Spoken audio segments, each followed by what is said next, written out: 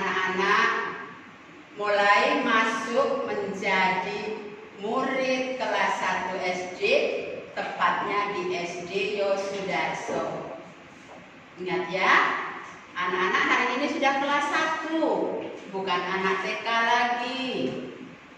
Seragam kita sudah berubah dari yang berwarna-warni menjadi hanya satu warna, yaitu warna apa?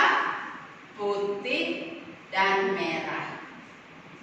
Nah, pembelajaran kita hari ini Ibu mulai dengan pembelajaran mengenalkan diri dan teman-teman.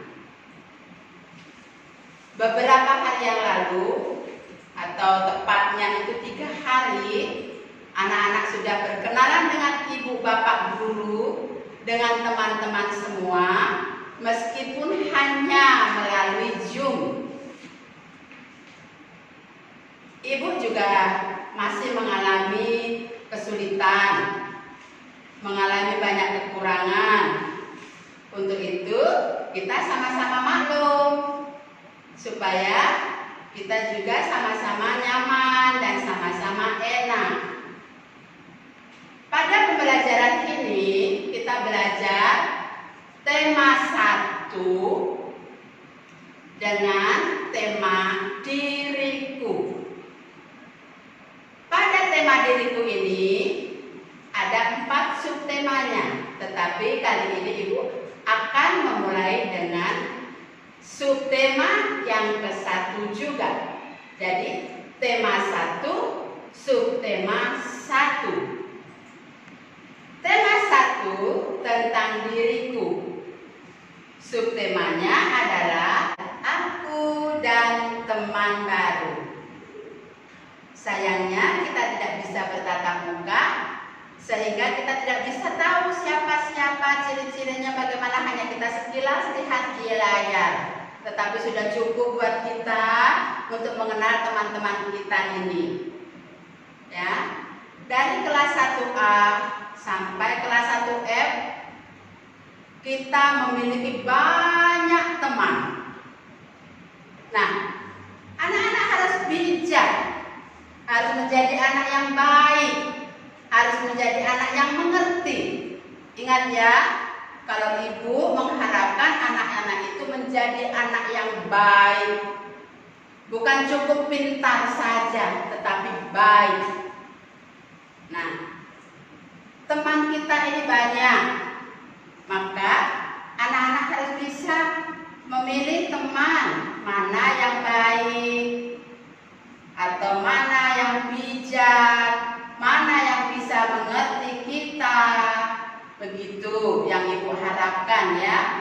Nah, lalu apa manfaat kita berteman? Dengan berteman kita memiliki banyak saudara, banyak masukan, banyak pengalaman. Kalau kita baik, maka teman kita akan banyak. Nah, bagaimana kalau kita menjadi anak yang gak baik? Temannya berkurang, temannya menghindar, temannya menjauhi kita. Itu menjadikan kita menjadi tidak nyaman, menjadi menderita.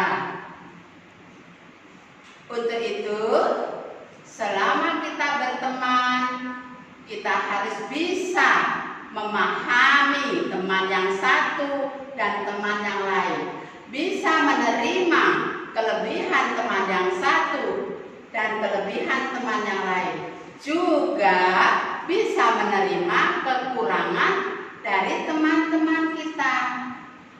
Pada intinya kita harus saling melengkapi supaya tercipta satu kedamaian, satu kerukunan. Teman-teman baru kita banyak yang belum kita kenal. Untuk mengenalnya kita harus saling berinteraksi, saling menyapa. Kalau anak-anak diam,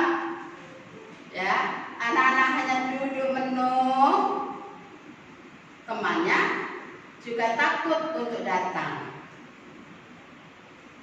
Lalu pada kita menjadi murid baru, kalau anak-anak datang ke sekolah itu pertama masuk sekolah diantar oleh ibu ataupun ayah.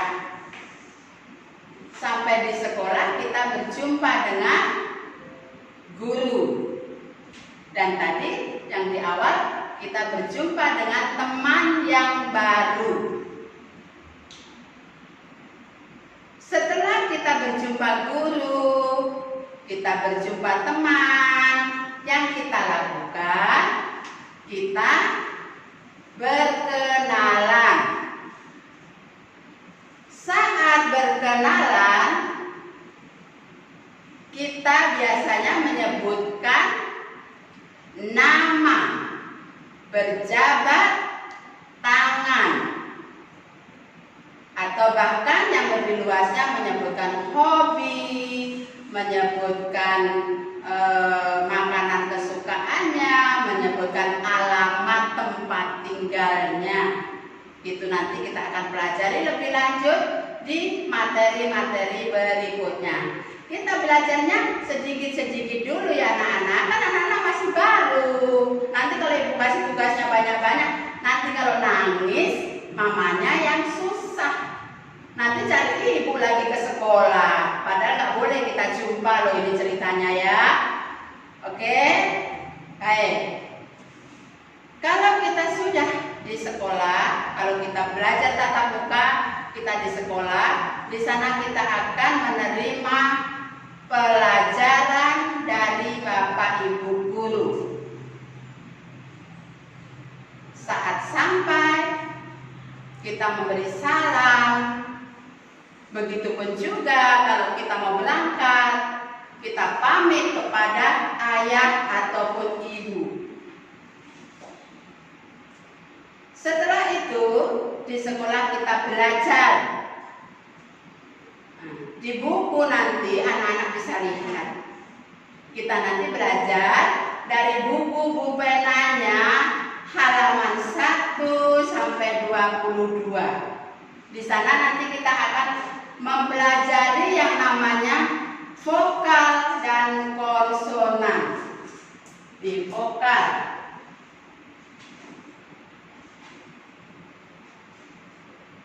konsonan.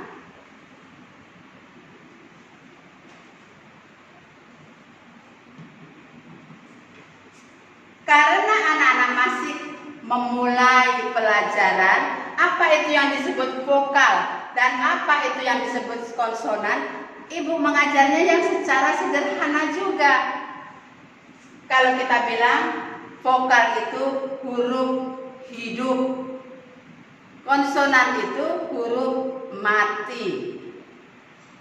Nanti penjelasannya akan lebih rinci di pembelajaran berikutnya. Yang melingkupi apakah vokal itu? Vokal itu terdiri dari A, I, U, E, O. Nah, vokal itu A, I, U, E, O. Lalu apa itu konsonan? Konsonan meliputi huruf-huruf selain huruf yang ada di sini. Contohnya M, N, S, R, dan seterusnya. Dan selain huruf A, I, U, E, O di atas ini. Lalu misalkan contoh, ibu punya kata sapi.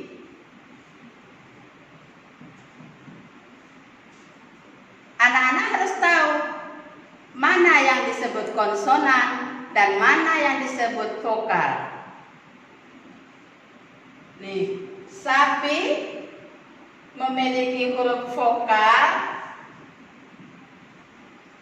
yaitu A dan I.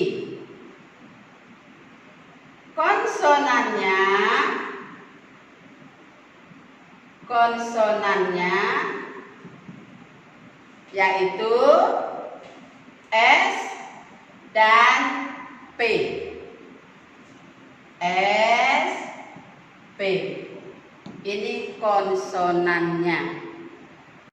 Kata Melati memiliki huruf vokal E, A, dan I. Untuk konsonannya M, L, T. Jadi pemahamannya supaya anak tahu, selain A, I, U, E, O, selain A, I, U, E, O itu disebut konsonan. Kalau ibu berhadapan dengan anak-anak, pasti anak-anak suruh maju satu persatu untuk menunjukkan mana itu huruf yang vokal dan mana itu huruf konsonan. Huruf-huruf ini nanti kalau kita belajar untuk berikutnya, kita susun akan menjadi satu kata. Dari huruf-huruf kalau kita susun akan menjadi satu kata. Misalnya huruf M ditambah A ditambah M lagi ditambah A lagi, dia akan menjadi bunyi ma.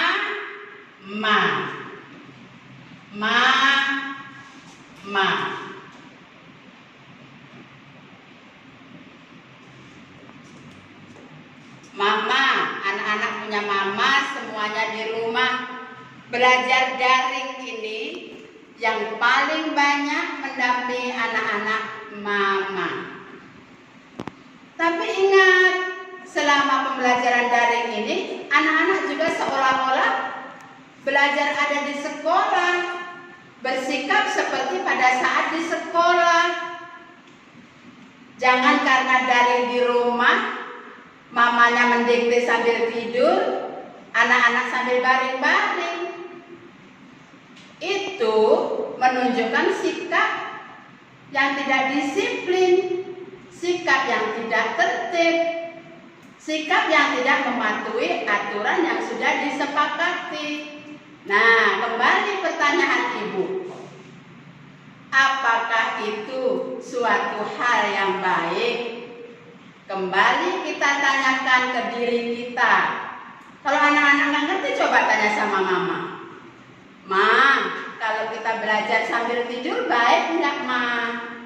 Atau kalau mama pas ngajarin saya sambil tidur itu baik enggak, Ma? Coba kembali dikoreksi dirinya. Ini ibu di sekolah loh. Ibu mengajar kelas yang kosong ini supaya anak-anak dengar di rumah. Ya. Nanti kalau ibu menyampaikan ini masih belum memuaskan hati anak-anak boleh sampaikan ke mama ya, supaya mama bisa koreksi ke ibu. Nah, itu perlunya teman tadi. Ibu juga perlu berteman dengan papa dan mama anak-anak, perlu bekerja sama, saling membantu, saling melengkapi. Semoga pembelajaran ini dapat bermanfaat, dapat membantu anak-anak untuk mengetahui perlunya kita memiliki teman, perlunya kita menjalin hubungan baik dengan teman. Coba anak-anak bayangkan, kalau anak-anak gak punya teman, gak ada yang menemani, gimana perasaannya? Sedih.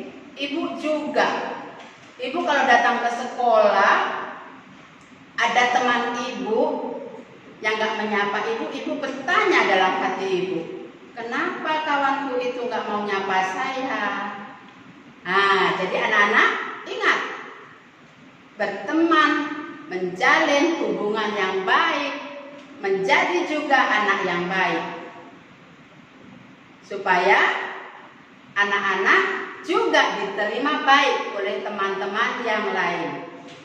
Ya, bapak mama juga boleh bekerja sama dengan bu guru, saling mengisi, saling membantu. Ingat ya nak, daringnya ini, pembelajaran daring ini bukan kemauan guru saja, juga bukan kemauan orang tua murid saja, tapi karena keadaan kita. Keadaan yang membuat ibu guru dan anak-anak tidak bisa bertatap muka, tidak bisa bertemu, tidak bisa saling menyapa, saling interaksi. Kita hanya bisa melalui media saja yang banyak keterbatasannya. Jadi kalau ibu mengatakan mohon dimaklumi bila masih banyak kekurangannya. Semoga anak-anak menjadi paham dan bisa mengikuti pembelajaran ini dengan nyaman. Ibu akan senantiasa menyampaikan dengan cara yang bisa dilakukan sebaik-baiknya, sebisa mungkin. Untuk itu, bila ada penjelasan dari bu guru, anak-anak memperhatikan. Untuk pembelajaran tentang diriku, aku dan teman baru, semoga anak-anak bisa pahami. Ingat, di sekolah kita berjumpa guru, berjumpa teman baru. Hal yang harus kita lakukan menyapa, berkomunikasi, saling berbicara satu sama lain. Namaku Vina, misalnya demikian, supaya temannya mengerti. Apa gunanya kita mengenalkan nama? Supaya teman-teman bisa menyapa kita dengan tepat. Nanti kalau namanya nggak disebutkan, kita manggilnya sembarangan. Oi, oi, oi. Itu nggak baik. Kita harus memanggil sesuai nama yang sudah diberikan oleh orang tua kita masing-masing. Ibu kira cukup sekian pembelajaran kita tentang saya, aku, dan teman baruku. Semoga bermanfaat.